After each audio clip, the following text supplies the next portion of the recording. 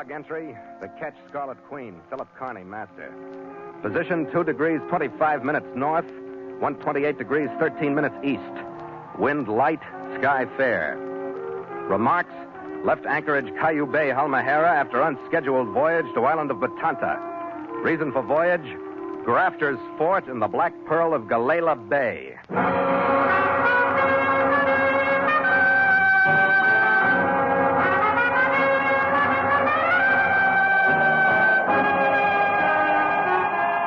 Shortly before the Civil War, a daring plan was conceived to speed the mail between East and West. It was the famous Pony Express. On April 3rd, 1860, the first Pony Express riders set out from St. Joseph, Missouri, with a pocket of lightweight mail. Along the express route, other riders and fresh horses waited at relay stations in order that the mail could be carried without a break. 10½ days after the first rider left St. Joseph, a Pony Express rider galloped into Placerville, California. The mail had crossed the country in record time. For a short time, the Pony Express continued its colorful operation as the riders fought against hardship and danger to bring the East and West closer together. But while the service was fast, it was also expensive. Too expensive to be continued. In 1861, the Pony Express was discontinued, but not before it had become a part of the American legend. Today, the Pony Express is remembered at both ends of the route. In St. Joseph, Missouri, is the Pony Express Monument, which recalls the courage of the riders. At the other end of the old route is the Pony Express Museum in Sacramento, which at one time was a relay station of the Express. The Pony Express Monument and Museum remind us of the rich heritage that as Americans we share and stand ready to defend.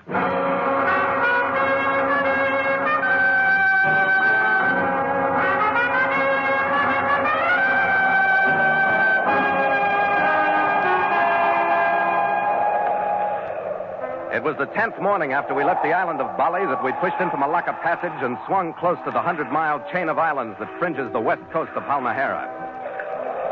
By noon, we'd trimmed our sail and started the channel run past Morotai. It was then that my chief mate, Gallagher, noted the receipt of a radio message in the log of the Scarlet Queen and came to the wheel to report it to me. It's an NC, Skipper. The schooner Regina aground in Galahal Bay. Captain and mate ashore. But the message told only a part of the story. We found the Regina all right, 50 yards offshore, her stern awash to the main house, her back broken on a reef. It wasn't until we'd coasted by her on the landward side that we saw the rest. There was a man aboard. He was native and he was dead. He'd been hanged from the foremast, and his body revolved and swung slowly from side to side as the current and the reef fought continually for possession of the battered hull.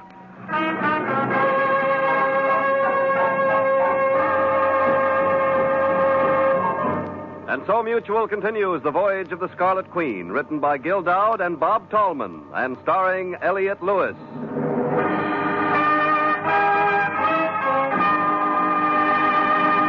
The Scarlet Queen, proudest ship to plow the seas, bound for uncharted adventure. Every week a complete entry in the log, and every week a league further in the strange Voyage of the Scarlet Queen.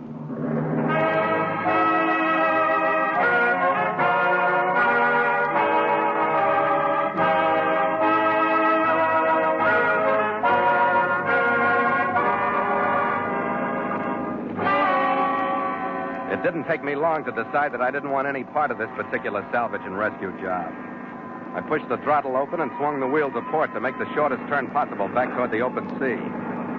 The circle took us in toward shore, and at the closest point, the rest of the situation broke. Why, those dirties. What's going on? Keep down, Red. 50 caliber. I'd recognize that voice anywhere. It'll make a sieve out of the Queen before we could get her out of range. Kill the motor, Red. Okay. All right. We'll drift in. Drop your hook! We'll send you to the bottom! What's the idea? I said drop your hook! I said, what's the idea? Was that close enough? Gallagher. Yeah? Let go the bower anchor. Okay. A hand here, Crowder. You're a good head, Captain. Start putting your small boat over the side. You and your chief mate, come ashore.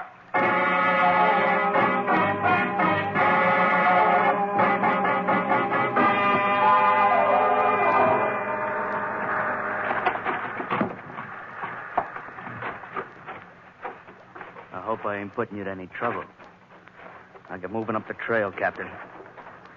I don't waste no words. I want passage out of here. I want to go to Batana. My mate, a native girl, and me. It's about southeast of this island. That's not where we're going.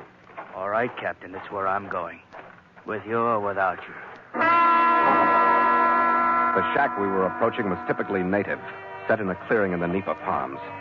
100 yards behind it was the fringe of the fairly large village of Galahal, with the inevitable tin-roofed frame building belonging to the single Chinese trader. As we swung around the corner of the shack, I saw 2 more machine guns set up to cover the village. In front of their muzzles at the edge of the clearing, there were 4 or 5 dark-skinned bodies sprawled in the sun where they'd fallen. 2 people waited for us in the shack. All right, get inside and sit down. One I took to be the mate, swarthy, slightly built, with a faint smile twisting his thin lips. The other was the ugliest native girl I've ever seen. Flattened nose, a squat, sagging figure, and earlobes hanging almost to her shoulders from the weight of the G-jaws shoved into the gaping perforations. I couldn't figure why anyone would want to take her anyplace. If one would carry Banner on one ship. Shut up, you sniveling cow. Get over there and sit down. All right, never mind, Louise. Now, let's talk it over, Captain. The beggars are after my pearls. They were diving for me. We had fair luck, and now they want them for themselves to take over to Caillou Bay to trade to that Chinaman in the village. They wrecked my ship, And they would starve us out in time if we stay here and let them, which we don't think is a very good idea. Huh, Grafter? You got any more to say, Grafter? I said enough, didn't I? You've been pumping nothing but lies, Grafter. These Halmaherans have been diving for quite a few generations. They don't have to rush machine guns for a handful of pearls. You don't have to hang them from a mast to keep them in line. What do you think of this fellow, Grafter? Let him blow. That's all I have to say. Come on, Red, we're leaving. Okay, Skipper. Right, don't try it. Let them come, Grafter. Oh, yeah. We had to try it because there's no place to phone for help on Halmahera. The chair I threw at Grafter sent him off balance, but it stopped things for only a second. Red got his hands on Louis too late. The automatic flashed twice, and Gallagher's knees buckled. He crumpled to the floor, his hands clutching at Louis and finally dragging him down, too. I forgot Grafter. I forgot everything but the red stain that was spreading from the side of Gallagher's head running down his neck, already soaking his jumper. I headed for Louis. I landed on him. Was reaching for his throat when my head exploded under Grafter's gun muzzle, and I went out of the fight. I don't know for how long, but when I came back, Red was still alive. He'd gotten to his feet. He was half blinded by blood, but he was still fighting. He'd lifted Louise by his belt, and he was swinging his body at Grafter like a club, with nothing but heart keeping him moving. I got to my feet and started across the room to help him, but I couldn't get there. I grabbed the wall to keep me up. And the last thing I saw before I went out again was the squat, splay-footed native girl, Bonna. She found a piece of broken furniture. She held it like a club, and she was moving in for the kill. And then the picture swam in my eyes, turned gray, and then blacked out.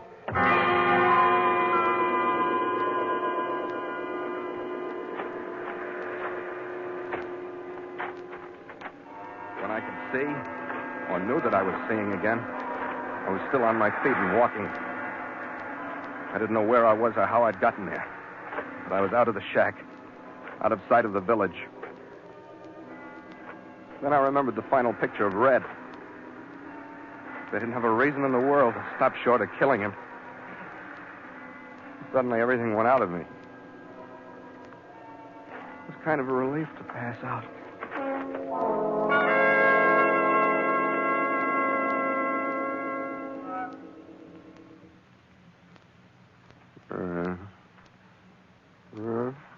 I believe you slept in a long time. You'll come awake now. Red. Me no Red. Me sing she. For a long time, trader Galahal. Oh, yeah. I think a man belong along machine gun hit your head too hard. Grafter. No, not hard enough. Who'd you say you were? Oh, me sing she, trader. Your own house belong to me. Galahal village boy is my friend. But they bring you along this place. Yeah, why? Oh, it's hot. I tell them, I want to help you. You like need help? I don't know what I need. What you and Galahal boys want? Want your fast passage to a place of ancestor for those who belong to machine gun. You want to get rid of Grafter and Louis, too, huh? Hey, you help. Galahal boys help. Very soon, all are dead long time. What did they do to Galahal boys? How they say, long you? Well, they tell me they find plenty pearls, that Galahal boys want to take pearls back. Oh, that's true. Catch many pearl. Many pearl. You talk straight, Sing. Maybe we all help. You listen. All right. Long time, very big shark spirit. He say this. When Galahal boy catch a big black pearl, keep pearl. Many wives come to village, you savvy? I savvy, and they found the black pearl. Oh, one black pearl. And Grafter and Louis could keep all the rest, but they still wouldn't give it up. Must be a wonderful pearl, Sing. Bring much money, plenty wives. You help poor Galahal boys. They catch your wives. You catch your men belong along machine gun. Sounds like a fair trade. Sing, do you have any guns here? No guns. You have dynamite? Not dynamite. You savvy dynamite? Savvy, sure. Catch your men and fish along dynamite. Yeah. You know one boy, he's strong swimmer. He swim to my ship. I know many strong swimmer. One boy. You tell him go long way up beach. You tell him swim long way out. Come my ship from reef. You savvy? Savvy. They no see from beach. Good. You go bring him here. He take note from me to ship. He bring back box with dynamite and gun. Go on now. Chop, chop. Very good. Very soon joyous boom. All of the fly away to ancestor.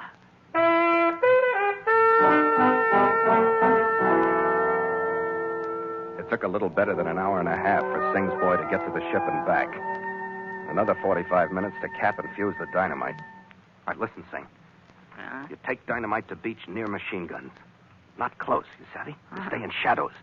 Like a tiger. Yeah, like a tiger. Then as soon as you get there, you light all dynamite and throw it. Like a soldier. Not at the machine gun, Sing. Some on the beach, some in the water. Those at machine gun will fire at noise, savvy? What the matter? Throw to machine gun. Because they may be hide black pearl. You kill them, they can't tell you where. Savvy? Savvy. You're very strong, man. Very smart, like a Sing. I throw to beach, to water. Then you come back here. Wait for me. Where you go? I go to their house.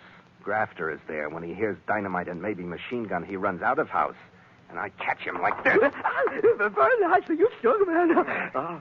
You have a many friend in the village tomorrow. I go now.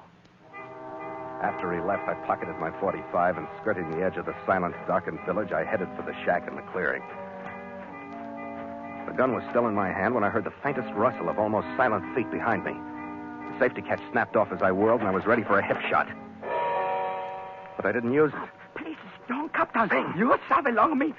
Sing, what the devil are you doing here? Why aren't you on the beach with the dynamite? Catch it. Two Galahal boys. They like to shoot dynamite. Sing, if you mess this up, Look, you stay this place. Right here. I go to shack. You don't come along with me. Savvy. I stay this place. In shadow, like hiding tiger. I didn't risk a look through the window when I got to the shack to see what was in store for me.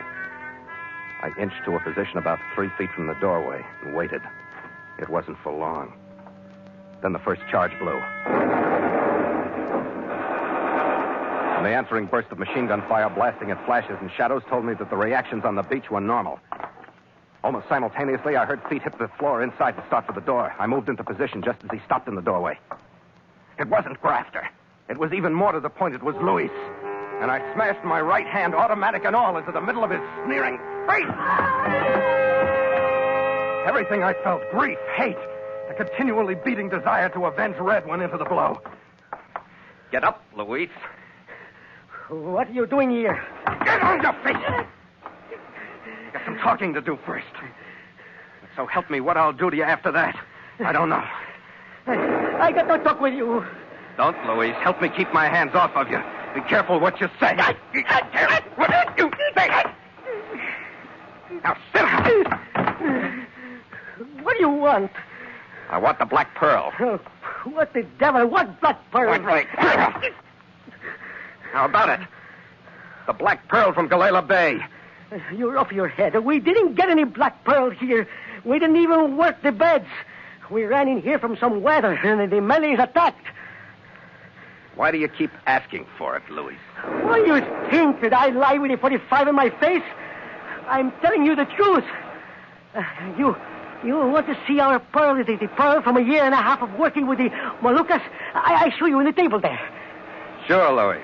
Go get your pearls. We got the sack off the ship. I show you what we sweat for. It was almost as though he told me what he was going to do. And I let him. He opened the drawer. And I knew from the way his hand spread, forefinger stretched for a trigger guard, that I was right. I let him pick it up. And when I saw the glint of metal, I fired. His right arm jerked between elbow and shoulder and swung back loosely. His fingers relaxed and the gun dropped back into the drawer. You got a left arm, Luis. You want to try it again? Don't you know I want you to, Luis? I saw you kill my chief mate. Don't you know I want you to try something so I can kill you? You're crazy. Maybe you're right, Luis. I didn't kill your chief mate. No? Maybe I was dreaming, huh, Luis? If somebody killed him, it wasn't me. Oh, you dirty little... Listen, Luis, the pearl. Tell me where the black pearl is. I don't know what you mean. We don't have any black pearl. It is the truth. You machine gunned the Malays that came after it. They wrecked your ship to get it, remember? The men in the village want it, Luis. They want the wives it'll bring. Wait, Captain. What is it, Sing? I can't turn around. I am watchful long window. But there's big danger belong this house. Captain, I think I know. What do you mean, Sing? Please, make a step away from straight line belong window. All right, I savvy. Big danger come from big spirit. 10 seconds later, I learned why Sing had moved me. A heavy hunting spear streaked in through the window. Luis collapsed under the impact. I didn't have to check pulse to know that the spearman, whoever he was, had cheated me out of the final payoff for Gallagher. Oh, very happy, Mr. Captain. I catch a danger away from you. Yeah, thanks, Sing. But you'll never learn about Black Pearl from this fella. He fly very faster and faster. Too bad. You come along me, we maybe catch Grafter, huh? Oh, no, all the same with this one. What? You mean dead? Fly on happy wings. Oh, very dead. How? Galahal boys put 2 dynamite very close alongside the machine gun. You killed him? Ah. You plenty fool. Now who tell you where to find Pearl? Oh, Galahal boys no want your pearl no more. No, want you? Galahal boys want you one thing. A poor girl belong to Galahal village. Poor Bana. You bring her, huh? Me bring her? Where is she? Oh, she along your ship. On my ship? Who took her out there? Oh, no fella take her. She take a fella. He hurt. She took someone? Sing, this fella, his name Gallagher? No. Not Gallagher. You think a name belong to me. What do you mean, Sing? No savvy. You talk a name same time you come awake. What? Him name, Red. Yeah, Red. Are you sure? You no make mistake. Oh, no mistake. Bana, she big friend along Red. You bring her village, belong her. You big friend for Bana. Sing, I don't have time to explain this in case you don't understand it, but I promise if Bana wants to go to the royal wedding in London, I'll take her there.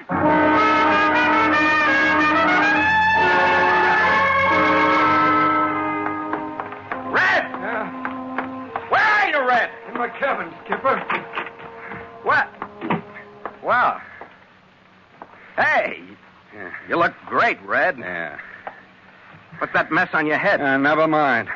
That's Banner's private mixture of fish scale, seaweed, and mud. If you try to take it off, I'll have her slit your throat. Besides, I got a gouge across my temple 1/2 inch deep and 6 inches long. The great one will rest his tongue. The great one? Yeah. She liked the way I swung Louis around my head. Oh, Red, if you knew what I've been through, I thought you were dead. I almost was. Then Banner walked in and clubbed those two with a chair or something. I passed out. She hid me till dark and brought me out here in a canoe. I promised her a trip to London if she wants it, but I suppose she'd rather have her Galahal village. Bana, you want to go ashore now? Ashore? Skipper, are you nuts? The great one will rest his raw. Ashore. Well, what's the matter? Sing, she said her village was waiting for her with open arms. Oh, I suppose he's right, but not Galahal. Her village is on Batanta, the joint where Grafter wanted to go. They were going to deliver her to her husband for a big hunk of ransom. Ransom? To get Bana back? Yeah. Red, let me tell you now, before this starts to make the kind of sense I think it's going to. I've been knocking my brains out trying to locate a black pearl that held a lot of magic until we killed everybody in Grafter's outfit so they couldn't tell me there wasn't any pearl. Oh, yes, there is. What? Yeah. Tell him, Banner. Who is the pearl? One is the wife of the Sultan of Batanta. One was taken by force from one's place. By those the great one be together as saplings. One's noble husband pledged gold, pearls, and bright stones to equal the weight of oneself for one's safe return. That's quite a pile. Yeah, then your buddy Sing Shi horned in on the deal. He got the Malays to wreck Grafters' ship and made his own deal with her old man. Plenty wise for Galahal boys. How many? Only 200, and they must be budding. And he led me around by the nose and called himself a simple trader. If those in whose care I rest would decide upon their demand upon one's husband, one is anxious to journey at once to one's home and husband. Poor Banner. She don't care who gets the ransom. She just wants to go home.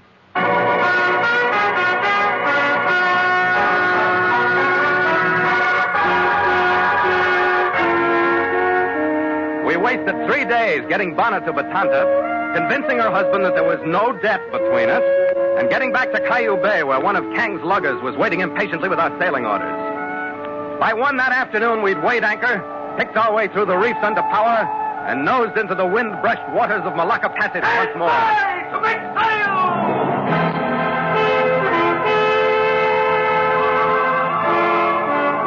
The crewmen, relieved as always to get their faces pointed toward wide, deep water, jumped to their stations with a will. Starboard sheet! Make sail!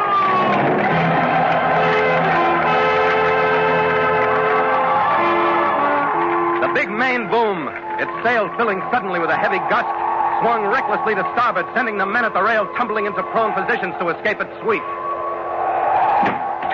Snapped out, and the pull of the sail sent a shudder through the ship. Ship, men! Smartly now! The jibs ran up, then the mizzen. The deck canted beneath me. Our spot in the world took on the atmosphere of speed that comes only from leaning sails, rushing water at the rail and taut rigging, making a song with the wind. I'm not giving you much of a hand today, Skipper. Forget it, Red. With a head in the shape that yours is in, you'd probably foul us up anyway. All right. Take my watches, then. I've earned a rest. No argument there, Red. But she took good care of you, though. And you can't always have a beautiful nurse. No. You and I are thinking of different kinds of beauty, Skipper. The picture of her when she waded into Grafter and Louis. Oh, that was real beauty. And the picture of that hair, that figure, those earlobes when we met her. Yeah. That's real nightmare. But I love her. All right, if you want to cut in. Drink, Skipper? From this distance and with no gang fights in sight, I'm safe on all sides. You're cut in on. After you, mate.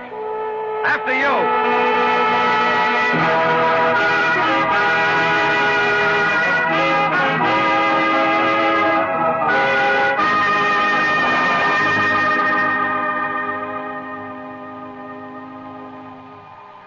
Log entry, the ketch Scarlet Queen, 5:30 p.m.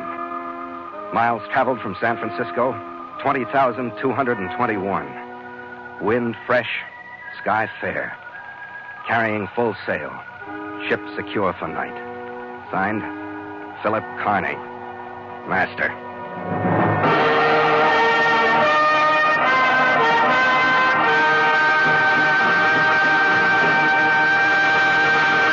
In the exciting history of America's development into the foremost industrial nation in the world, the McCormick Reaper stands out as a monumental invention.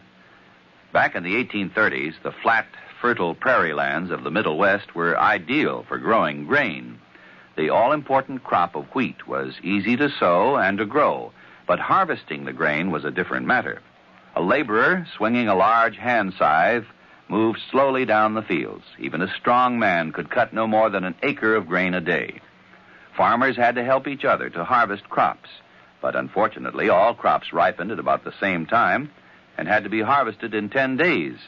So it became a practice for farmers to plant only as much grain as the men in each family could reap in that short time.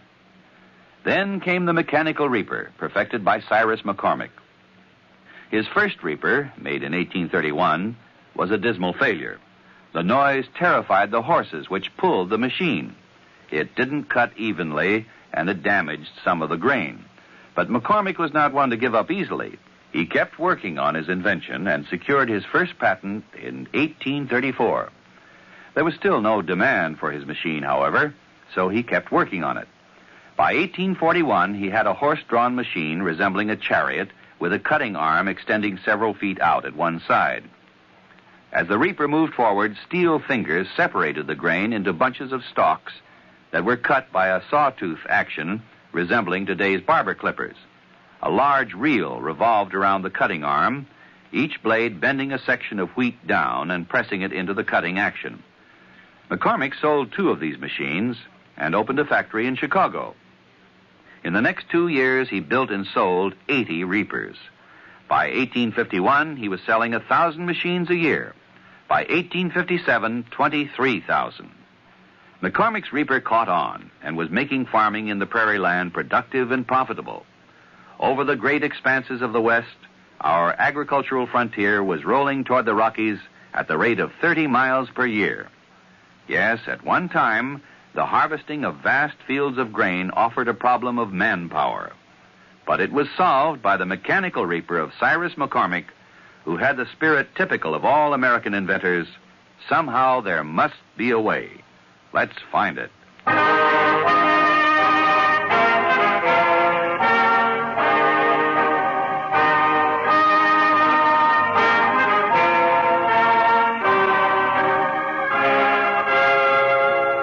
The Voyage of the Scarlet Queen stars Elliott Lewis as Phil Kearney with Ed Max as Gallagher. And tonight featured Jack Crucian as Sing, with Rolf Sedan as Luis, and Virginia Gregg as Banna.